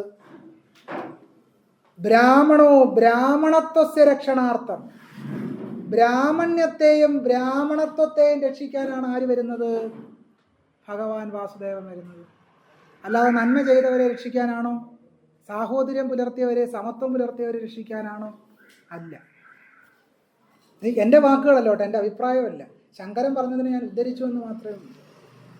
ബ്രാഹ്മണത്വസ്യ രക്ഷണേ രക്ഷിതഃ സ്യാദ് വൈദികോ ധർമ്മഃ തദധീനത്വാത് വർണ്ണാശ്രമഭേദാന. ധർമ്മം എന്നതുകൊണ്ട് വർണ്ണാശ്രമ ധർമ്മഭേദമാണെന്നും ഈ വർണ്ണാശ്രമ ധർമ്മത്തെ ഉറപ്പിക്കാനാണ് അവതാരമുണ്ടാകുന്നത് എന്നും ശങ്കരൻ പറയുന്നു. ചുരുക്കി പറഞ്ഞാൽ, യഥാ യഥാ ഹി ധർമ്മസ്യ ഗ്ലാനിർഭവതി ഭാരത അഭ്യുത്ഥാനം അധർമ്മസ്യ തദാത്മാനം സൃജാമ്യകമെന്ന് ഗീതയിൽ പറയുമ്പോൾ അതിൻ്റെ അർത്ഥം കാലാകാലങ്ങളിൽ ജാതി വ്യവസ്ഥ ഉറപ്പിക്കാൻ ഞാൻ വരും മകനേ എന്നാണ് അർജുനനെ ഉപദേശിച്ചത്. നീ വിഷമിക്കണ്ട. അർജുനൻ ചോദിച്ചു, അർജുനൻ്റെ ദുഃഖം എന്തായിരുന്നു? ഗീതയിൽ അർജുനൻ നേരിട്ട ദുഃഖം എന്താണ്? വലിയ ഫിലോസഫിക്കൽ പ്രശ്നമൊന്നും ഉണ്ടായിരുന്നില്ല. അർജുനൻ്റെ ദുഃഖം എന്തായിരുന്നു അർജുനൻ്റെ വിഷാദം? അർജുനൻ്റെ വിഷാദം ഇത്രയേ ഉള്ളൂ, വളരെ ലളിതമാണ്. നമ്മളെയൊക്കെ ബാധിച്ചിരിക്കുന്ന ഒരു വിഷാദം ഉണ്ടല്ലോ, ആ വിഷാദം എന്താണെന്ന് ഞാൻ പറയാം. യുദ്ധത്തിൽ ക്ഷത്രിയ പുരുഷന്മാർ മരിച്ചു പോയാൽ ക്ഷത്രിയ സ്ത്രീകൾ ബാക്കിയാവും, ഇല്ലേ? പുരുഷന്മാരെല്ലാം ചത്തുപോയ സ്ത്രീകൾ ബാക്കിയാവും. അപ്പോൾ എന്ത് സംഭവിക്കും? ഈ സ്ത്രീകളെ മറ്റു ജാതിയിലും മറ്റു വർണ്ണത്തിലും പെട്ടവർ വിവാഹം കഴിക്കുകയോ മറ്റെന്തെങ്കിലുമൊക്കെ ചെയ്ത് മക്കളുണ്ടാവും. അങ്ങനെ മക്കളുണ്ടാകുമ്പോൾ ക്ഷത്രിയത്വം ഇല്ലാതാവും, വർണ്ണസങ്കരമുണ്ടാകും. ജാതികൾ തമ്മിൽ ഇടകലർന്ന വ്യത്യസ്ത സമുദായങ്ങളിലുള്ളവർ പരസ്പരം സാഹോദര്യത്തോടെ സമത്വത്തോടെ ജീവിക്കുമ്പോൾ എന്ത് സംഭവിക്കും? വർണ്ണസങ്കരമുണ്ടാകുമെന്നാണ് അർജുനൻ പറയുന്നത്. എന്ന് പറഞ്ഞാൽ അർജുനൻ്റെ ദുഃഖം വളരെ നിസാരമാണ്. നമ്മുടെ ദുഃഖം തന്നെയാണ്, എൻ്റെ മകളെ മറ്റൊരു ജാതിക്കാരന് വിവാഹം കഴിച്ചു കൊടുക്കാൻ ഞാൻ താല്പര്യപ്പെടുന്നില്ല എന്ന ദുഃഖം മാത്രമേ അർജുനൻ ഉണ്ടായിരുന്നുള്ളൂ. വേറെ വലിയ ദാർശനിക പ്രശ്നമൊന്നുമില്ല. ആ ദാർശനിക പ്രശ്നത്തിനാണ് അർജുനന് കൃഷ്ണൻ ഉത്തരം കൊടുത്തത്. നീ വിഷമിക്കേണ്ട മകനെ, ചാതുർവർണ്ണ്യം മയാ സൃഷ്ടം ഗുണകർമ്മ വിഭാഗശ. ചാതുർവർണ്ണ്യം അങ്ങനൊന്നും തകരില്ല, അതിനെ സൃഷ്ടിച്ചതാരാണ്? മയാ സൃഷ്ടം, എന്നാൽ സൃഷ്ടിക്കപ്പെട്ടിരിക്കുന്നു. ഗുണകർമ്മ വിഭാഗശ, ഗുണത്തിൻ്റെയും കർമ്മത്തിൻ്റെയും അടിസ്ഥാനത്തിൽ ജാതി വ്യവസ്ഥയെ സൃഷ്ടിച്ചത്, ചാതുർവർണ്ണ്യത്തെ സൃഷ്ടിച്ചത് ഞാനാണ്, അതുകൊണ്ട് അത് തകരില്ല എന്ന് അർജുനനെ ആശ്വസിപ്പിച്ചു. അല്ല, വേറെ ഒരു ദാർശനിക പ്രശ്നവും ഗീതയിലില്ല. വലിയ ഫിലോസഫിക്കൽ പ്രശ്നമുണ്ടെന്നാണ് പറയുന്നത്. ഇർഫാൻ ഹബീബ് ഗാന്ധിയുടെ ഗീതാവ്യാഖ്യാനത്തെ പറ്റി പറയുമ്പോൾ ഗാന്ധി ഗീതയിൽ അഹിംസ കണ്ടെത്തിയതിനെ പറ്റി ഇർഫാൻ ഹബീബ് പറയുന്നുണ്ട്. ഇർഫാൻ ഹബീബ് പറയും, ഗീതയിലില്ലാത്തൊരഹിംസ ഗാന്ധി ഗീതയിൽ നിന്നും കണ്ടെടുത്തു. കാരണം ഗീതയിൽ അഹിംസയില്ല, ഹിംസ മാത്രമേ ഉള്ളൂ. മറ്റുള്ളവരെ കൊല്ലാനാണ് പറയുന്നത്. ഇന്ന് ലോകത്തിൽ ഏറ്റവും അറിയപ്പെടുന്ന മാർക്സിസ്റ്റ് സൈദ്ധാന്തികനും മാർക്സിസ്റ്റ് ചരിത്രകാരനുമായ സിസക്ക് കഴിഞ്ഞ ദിവസം അദ്ദേഹം ഒരു പ്രഭാഷണ മധ്യേ സൂചിപ്പിച്ചത്, ആത്മാവിന് നാശമില്ല എന്നും ആത്മാവ് ശാശ്വതമാണ് എന്ന് പറഞ്ഞുകൊണ്ട് ആയിരക്കണക്കിന് ആളുകളെ ചുട്ടുചാമ്പലാക്കാൻ ഹിറ്റ്ലറെ പ്രേരിപ്പിച്ചത് ഈ ആര്യൻ വംശീയ ഗീതാ സിദ്ധാന്തമാണ് എന്നാണ് മാർക്സിസ്റ്റ് സൈദ്ധാന്തികനായ സിസക്ക് പറഞ്ഞത്. അപ്പം നോക്കൂ, എങ്ങനെയാണ് ഈ ഹിംസാത്മക സിദ്ധാന്തം പ്രവർത്തിക്കുന്നതെന്ന്, എങ്ങനെയാണിത് നമ്മുടെ സമൂഹത്തെ വേർതിരിക്കുന്നതെന്ന്, എങ്ങനെയാണ് നമ്മുടെ സമൂഹത്തിൽ നിന്ന് സ്നേഹത്തെയും സാഹോദര്യത്തെയും ഇതെല്ലാം സൃഷ്ടിക്കുന്നത് എന്ന്? ഇതിനെന്താണ് പ്രതിവിധി? ഇനി ഇതിൽ കൂടുതൽ കാര്യങ്ങൾ ഉദ്ധരിക്കാനുണ്ട്. പക്ഷേ നിങ്ങളെ വല്ലാതിരുത്തി വിഷമിപ്പിക്കാനൊന്നും ഞാൻ താല്പര്യപ്പെടുന്നില്ല. എന്താണ് ഇതിന് പരിഹാരം? നാരായണ ഗുരുസ്വാമികൾ ഇതിനൊരു പരിഹാരം പറഞ്ഞിരുന്നു. 1888 അരുവിപ്പുറത്ത് മഹാപ്രതിഷ്ഠ നടത്തിയതിനു ശേഷം ഗുരുസ്വാമികൾ എഴുതി വെച്ചു, സോദരത്വേന വാഴുന്ന മാതൃകാസ്ഥാനമാണിത്.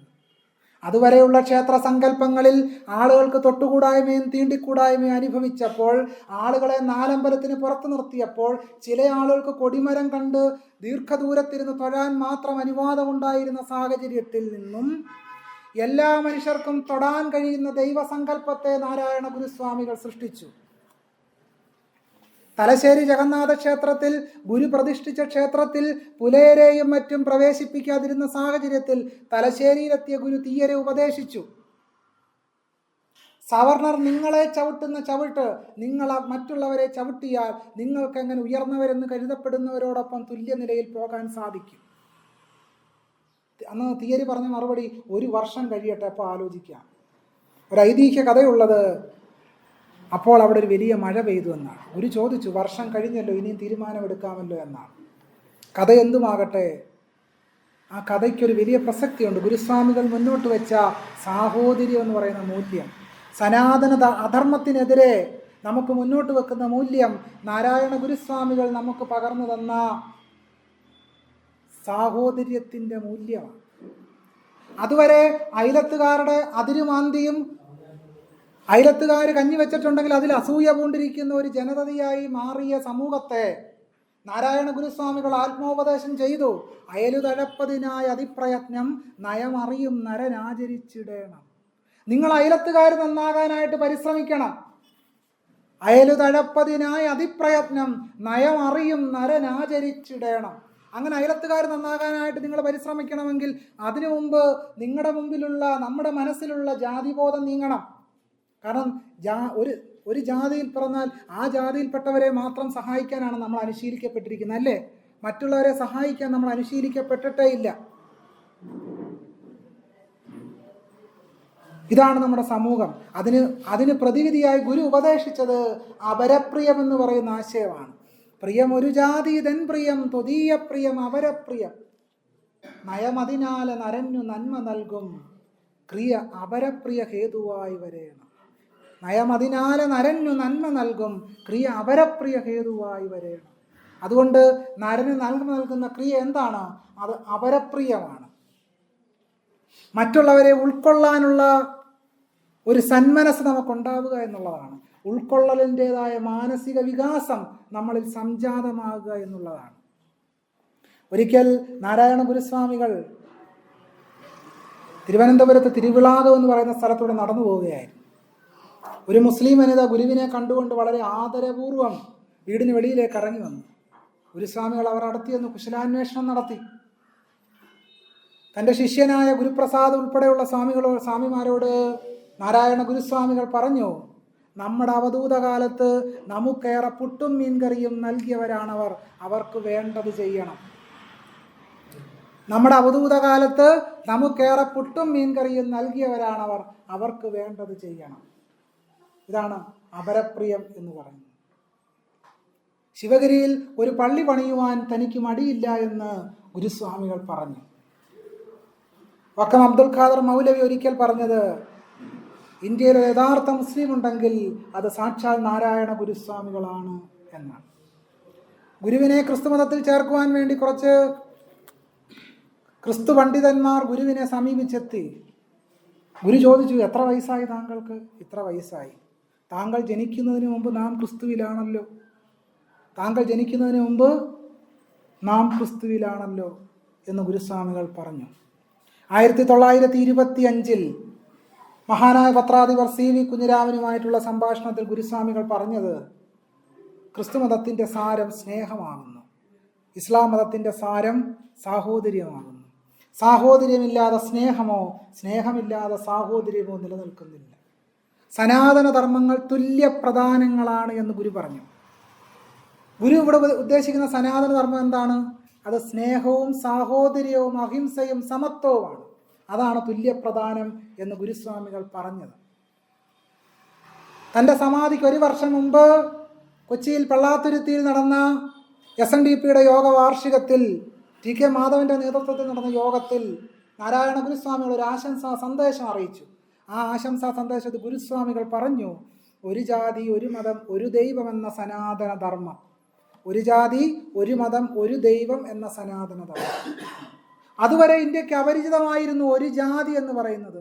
എന്താണ് ഈ ഒരു ജാതി? നരജാതി തോൽക്കുമ്പോൾ ഒരു ജാതിയിലുള്ളതാ എന്ന് ജാതി നിർണയത്തിൽ ഗുരു എഴുതി. നരജാതി, മനുഷ്യജാതി എന്ന് പറയുന്ന, മനുഷ്യൻ എന്ന് പറയുന്ന ഒരു സംവർഗം മാത്രമേ നിലവിലുള്ളൂ എന്നും ഈ പുരുഷ സൂക്തത്തിൽ പറയുന്ന ബ്രാഹ്മണ ക്ഷത്രിയ വൈശ്യ ശൂദ്രാദികൾ നിലനിൽക്കുന്നില്ലെന്നും ഗുരു പറഞ്ഞു. മനുഷ്യാണ മനുഷ്യത്വം ജാതൃഗോത്വം ഗവാം യഥാ ന ബ്രാഹ്മണാതിരസ്യൈവം ഹാ തത്വം വേത്തി ഗോപിന. യഥാ ഗവാം ഗോത്വം, എപ്രകാരമാണോ പശുവിന് പശുത്വം, തഥാ മനുഷ്യാണ മനുഷ്യത്വം ജാതിഹി, അതുപോലെ മനുഷ്യന് മനുഷ്യത്വമാണ് ജാതി. ന ബ്രാഹ്മണാദിഹി അസ്യ തത്വം ന വേത്തി, ഈ തത്വം ബ്രാഹ്മണാദികൾ അറിയുന്നില്ല. ബ്രാഹ്മണ്യ മനോഭാവം ആർജിച്ചവർ ഈ തത്വം തിരിച്ചറിയുന്നില്ല എന്ന് ഗുരുസ്വാമികൾ ജാതി നിർണയത്തിൽ എഴുതി. ഗുരു പറഞ്ഞു, പേരൂരു തൊഴിൽ ഈ 3 പോരുമായത് കേൾക്കണം, ആരു നീ എന്ന് കേൾക്കണ്ട, നേരു മെയ് തന്നെ ചൊൽകയാൽ. പേര്, ഊര്, തൊഴിൽ, ഇത് 3 അറിഞ്ഞാൽ പോരും, മതിയാകും. ആരു നീ എന്ന് കേൾക്കണ്ട, നീ ആരാണെന്ന് പറയേണ്ട ആവശ്യമില്ല. കാരണം എന്താണ്? നിന്റെ ശരീരം തന്നെ പറയുന്നു നീ ആരാണ് എന്ന്. നിന്റെ ശരീരം പറയുന്നു നീ മനുഷ്യനാണ് എന്ന്. അതുകൊണ്ട് നിന്നെ പ്രത്യേകമായിട്ട് പറയേണ്ട ആവശ്യമില്ല. പക്ഷേ രാമൻ ശംഭൂകൻ്റെ അടുത്ത് ചെല്ലുന്നു. അയോധ്യയിൽ ഒരു ബ്രാഹ്മണകുമാരൻ വധിക്കപ്പെട്ടു. ഈ ബ്രാഹ്മണകുമാരനെ മരിച്ചപ്പോൾ ആ ബ്രാഹ്മണകുമാരൻ്റെ പിതാവ്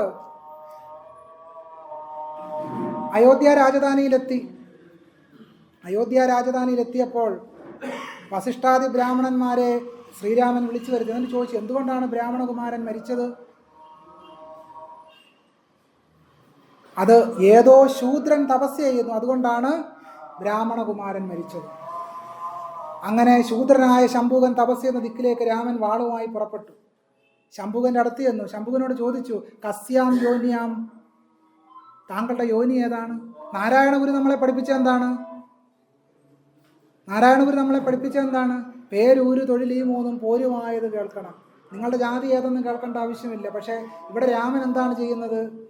തപസ് ചെയ്യുന്ന ശംഭൂകൻ്റെ അടുത്ത് എന്ന് ചോദിക്കുകയാണ്, എന്താണ് താങ്കളുടെ പേര്? താങ്കളുടെ ജാതി ഏതാണ്? പേരേതെന്നല്ല, പേരിന് പ്രസക്തിയൊന്നുമില്ല, താങ്കളുടെ ജാതി ഏതാണ്? ശംഭൂകൻ പറഞ്ഞു, എൻ്റെ ജാതി ശൂദ്രനാണ്. വേറൊന്നും പറയേണ്ടി വന്നില്ല. രാമൻ വാളെടുത്ത് ശംഭൂകൻ്റെ ശിരസ് ഛേദിച്ചു. അഗ്നിയും യമനും വരുണനും എല്ലാം കൈകൊട്ടി. ബലേഭേഷ്, ആ ശൂദ്രന് സ്വർഗത്തിലേക്ക് വരുത്തില്ലല്ലോ ആശ്വാസം. ഞാനീ പറഞ്ഞത് സംശയം ഉണ്ടെങ്കിൽ നിങ്ങൾ വാൽമീകി രാമായണം ഉത്തരകാണ്ഡം എടുത്ത് വായിച്ചു നോക്കിയാൽ മതി. ഈ കഥ അവിടെ പറഞ്ഞതാണ്. ഞാൻ പറഞ്ഞു വരുന്നത്, സനാതന ധർമ്മം എന്ന് പറയുന്നത് ശൂദ്രരിൽ തൊട്ട് താഴോട്ടുള്ള ആളുകൾക്ക് മോക്ഷം പോലും നിഷേധിക്കുന്ന പ്രത്യയശാസ്ത്രമാണ്. മോക്ഷം പോലും നിഷേധിക്കുന്ന പ്രത്യയശാസ്ത്രത്തിൻ്റെ പേരാണ് സനാതന ധർമ്മം എന്ന് പറയുന്നത്. അതുകൊണ്ട് ചുരുക്കുകയാണ്, ഇങ്ങനെ സനാതനധർമ്മം നമ്മുടെ സമൂഹത്തെ ഹീനമായി പിടിമുറുക്കുമ്പോൾ, സനാതനധർമ്മം എന്ന് പറയുന്നത് ജാതിധർമ്മം എന്ന് തന്നെയാണ് എന്ന കാര്യം നമ്മൾ ആഴത്തിൽ തിരിച്ചറിയേണ്ടതുണ്ട്. അത് ഇന്ത്യയിലെ സ്ത്രീകളെ, കീഴാളരാക്കപ്പെട്ട മനുഷ്യരെ, ബഹുജനങ്ങളെ, പിന്നോക്ക ജനതയെ, കുഞ്ഞുങ്ങളെ എല്ലാം തന്നെ നികൃഷ്ടരായി സ്ഥാനപ്പെടുത്തി ശ്രേണീകരിക്കുന്നു. പരസ്പരം വെള്ളം കയറാത്ത അറകളായി മനുഷ്യരെ വേർതിരിക്കുന്നു. മനുഷ്യർക്കിടയിൽ വെറുപ്പ് സൃഷ്ടിക്കുന്നു. മനുഷ്യരെ സ്നേഹിക്കാൻ സനാതനധർമ്മം പഠിപ്പിക്കുന്നില്ല. നമ്മൾ പരസ്പരം സ്നേഹിക്കണമെന്ന് പറയുന്നത് ഇന്ത്യയിൽ ഒരു പ്രധാനപ്പെട്ട പുസ്തകമുണ്ട്. അത് ഇന്ത്യൻ ഭരണഘടനയാണ്. ഇന്ത്യൻ ഭരണഘടനയുടെ ആമുഖത്തിൽ പറയുന്നു, സ്വാതന്ത്ര്യം, സമത്വം, സാഹോദര്യം. സമത്വം ഉണ്ടെങ്കിൽ മാത്രമേ നമുക്ക് സ്നേഹിക്കാൻ കഴിയൂ. നമുക്ക് മറ്റൊരാളെ സ്നേഹിക്കാൻ കഴിയാത്തതിന് കാരണം നമ്മുടെ സമൂഹത്തിൽ സമത്വമില്ല എന്നുള്ളതിൻ്റെ ഏറ്റവും വലിയ ഉദാഹരണമാണ്. നമുക്ക് പരസ്പരം സ്നേഹിക്കാൻ കഴിയണമെങ്കിൽ നമ്മുടെ സമൂഹം സമത്വമുള്ള ഒരു സമൂഹമായി മാറണം. അതിന് ഉദയനിധി സ്റ്റാലിൻ പറഞ്ഞതുപോലെ സനാതനധർമ്മം കോവിഡ് പോലെ നിരാകരിക്കപ്പെടണം. ഡോക്ടർ BR അംബേദ്കർ പറഞ്ഞതുപോലെ അനിഹിലേഷൻ ഓഫ് കാസ്റ്റ്, ജാതി നിർമൂലനം എന്ന് പറഞ്ഞാൽ സനാതനധർമ്മ നിർമൂലനം എന്ന് തന്നെയാണ് അർത്ഥം. അതുകൊണ്ട് സനാതന ധർമ്മത്തെ നിർമൂലനം ചെയ്തുകൊണ്ട് മാത്രമേ ഇന്ത്യയിൽ സാഹോദര്യ ജനാധിപത്യത്തെ നമുക്ക് ഉയർത്തിപ്പിടിക്കാൻ കഴിയുകയുള്ളൂ. സാഹോദര്യത്തിൻ്റെ മറ്റൊരു പേരാണ് ജനാധിപത്യമെന്ന് അനിഹിലേഷൻ ഓഫ് കാസ്റ്റിൽ ഡോക്ടർ BR അംബേദ്കർ നിരീക്ഷിക്കുന്നുണ്ട്. കുറച്ചുകൂടി നീട്ടി പറഞ്ഞാൽ, ആഴത്തിൽ ചിന്തിച്ച് പറഞ്ഞാൽ, അപരപ്രിയത്തിൻ്റെ മറ്റൊരു പേരാണ് ജനാധിപത്യം. മറ്റുള്ളവരെ ഉൾക്കൊള്ളാൻ നിങ്ങൾക്ക് കഴിഞ്ഞില്ലെങ്കിൽ, നമുക്ക് കഴിഞ്ഞില്ലെങ്കിൽ, അവിടെ ജനാധിപത്യം കേവലമായൊരു പേര് മാത്രമായി അവശേഷിക്കും. അതുകൊണ്ട് അപരനെ കൂടി ഇന്ത്യൻ സമൂഹം ആരെയൊക്കെയാണോ അപരമാക്കി സ്ഥാനപ്പെടുത്തുന്നത്, അപരമാക്കി സ്ഥാനപ്പെടുത്തുന്ന മുഴുവൻ ജനതയെയും മുഴുവൻ മനുഷ്യരെയും സ്നേഹത്തിൻ്റെ രാഷ്ട്രീയത്തിലൂടെ ചേർത്ത് നിർത്തുമ്പോൾ മാത്രമേ സനാതനധർമ്മത്തിൻ്റെ ഹിംസാത്മക പ്രത്യയശാസ്ത്രത്തെ നിരാകരിക്കാനും ജനാധിപത്യത്തിൻ്റെ മഹോന്നത ആശയങ്ങളെ ഉയർത്തിപ്പിടിച്ചുകൊണ്ട് സാഹോദര്യ ശരീരങ്ങളായി നമുക്ക് മാറിത്തീരാൻ കഴിയുകയുള്ളൂ. അതുകൊണ്ട് തുല്യ പൗരശരീരങ്ങളായി ആത്മാഭിമാനമുള്ളൊരു ജനതയായി നമുക്ക് ജീവിക്കാൻ കഴിയണമെങ്കിൽ സനാതനധർമ്മത്തെ പോരടിച്ച് തോൽപ്പിച്ചുകൊണ്ട് മാത്രമേ നമുക്ക് സമൂഹത്തിൽ ജനാധിപത്യത്തെ സാർത്ഥകമായി നിലനിർത്താൻ കഴിയുകയുള്ളൂ. അതുകൊണ്ട് സനാതനധർമ്മം ഏതൊക്കെ വാതിലിലൂടെ അകത്തേക്ക് പ്രവേശിക്കുവാൻ ശ്രമിക്കുന്നുണ്ടോ ആ വാതിലുകളെല്ലാം സൂക്ഷ്മമായി നിരീക്ഷിച്ചുകൊണ്ട് ജനാധിപത്യത്തിൻ്റെ വാതിലുകൾ കൊണ്ട് അതിനെ അടയ്ക്കുകയും നമ്മുടെ ജനാധിപത്യ മാർഗത്തെ സുസ്ഥിരമാക്കുകയും ഉറപ്പാക്കുകയും ചെയ്ത് ഇന്ത്യയുടെ സ്വാതന്ത്ര്യ രാഷ്ട്രീയത്തെ ഉയർത്തിപ്പിടിക്കേണ്ടത് ആത്മാഭിമാനമുള്ള മുഴുവൻ ജനാധിപത്യ വിശ്വാസികളുടെയും മുഴുവൻ പൗരന്മാരുടെയും കടമയാണ്. ആ കടമ ഏറ്റെടുക്കാൻ നമുക്ക് ഭാരിച്ച ഉത്തരവാദിത്വമുണ്ട്. നമുക്ക് ഓരോരുത്തർക്കും ഈ ജനാധിപത്യ രാഷ്ട്രത്തെ നിലനിർത്താനുള്ള ഭാരിച്ച കടമയുണ്ട്, കർത്തവ്യമുണ്ട്. എങ്കിൽ മാത്രമേ നമുക്ക് അന്തസ്സോടെ ഇവിടെ ജീവിക്കാൻ കഴിയുകയുള്ളൂ. നമുക്ക് അന്തസ്സോടെ ഇവിടെ ജീവിക്കാൻ, ആത്മാഭിമാനത്തോടെ ജീവിക്കാൻ, എന്തും വിശ്വസിക്കാൻ, കുട്ടിച്ചാത്തനെ വിശ്വസിക്കാൻ, ആരെയും വിശ്വസിക്കാൻ, ഉലകിനെ വിശ്വസിക്കാൻ, ഉറിയെ വിശ്വസിക്കാൻ, വിശ്വസിക്കാതിരിക്കാൻ സനാതനധർമ്മം പരാജയപ്പെട്ടേ മതിയാവൂ. അതിന് ഇന്ത്യൻ ജനാധിപത്യം ജയിച്ചേ മതിയാവൂ. ജനാധിപത്യം നമ്മുടെ ഹൃദയഭാവമായി തീർന്നേ മതിയാവൂ. അതിന് നമുക്ക് കഴിയട്ടെ. പ്രത്യേകിച്ച് EK മാധവനെ പോലെയുള്ള ഒരാൾ, അദ്ദേഹത്തിൻ്റെ ജീവിതം ഒരർത്ഥത്തിൽ സനാതനധർമ്മത്തിനെതിരായ യുദ്ധമായിരുന്നു എന്ന് ഈ വേളയിൽ പ്രഖ്യാപിക്കാൻ ഞാൻ ആഗ്രഹിക്കുന്നു. കാരണം സ്വാതന്ത്ര്യമില്ലാത്തൊരു സമൂഹത്തിൽ, സമത്വമില്ലാത്തൊരു സമൂഹത്തിൽ സോഷ്യലിസത്തിൻ്റെ ആശയങ്ങൾ പ്രചരിപ്പിക്കുക എന്നതിൻ്റെ അർത്ഥം സനാതനധർമ്മത്തിൻ്റെ യുദ്ധപ്രഖ്യാപനമാണ്. അദ്ദേഹത്തിൻ്റെ ജീവിതവും അദ്ദേഹം മുന്നോട്ട് വെച്ച ആശയങ്ങളും എന്ന് ഞാൻ ആത്മാർത്ഥമായി വിശ്വസിക്കുന്നു. അതുകൊണ്ട് EK മാധവനെ, അദ്ദേഹത്തിനെ മുൻനിർത്തിയുള്ള ഈ സ്മാരക പ്രഭാഷണ പരിപാടി, ആ പരിപാടിയിൽ സനാതനധർമ്മം എന്ന് പറയുന്ന ആശയം തിരഞ്ഞെടുത്തതോടുകൂടി അദ്ദേഹത്തെ സംബന്ധിച്ച ജീവിതം, ആ ജീവിത രാഷ്ട്രീയം അന്വർത്ഥമായി എന്ന് ഞാൻ കരുതുന്നു. അദ്ദേഹത്തിൻ്റെ ഈ സ്മാരക പ്രഭാഷണം നടത്താൻ കഴിഞ്ഞതിൽ ഞാൻ കൃതാർത്ഥനാണ്, ഭാഗ്യവാനാണ്. നിങ്ങളെല്ലാവരെയും കാണാൻ സാധിച്ചിട്ടുള്ള സന്തോഷം, സ്നേഹം എല്ലാം വളരെ നിറഞ്ഞ മനസ്സോടുകൂടി ഈ വേദിയിൽ പങ്കുവെക്കുകയാണ്. എല്ലാവർക്കും എൻ്റെ സ്നേഹാഭിവാദ്യങ്ങൾ. നന്ദി, നമസ്കാരം.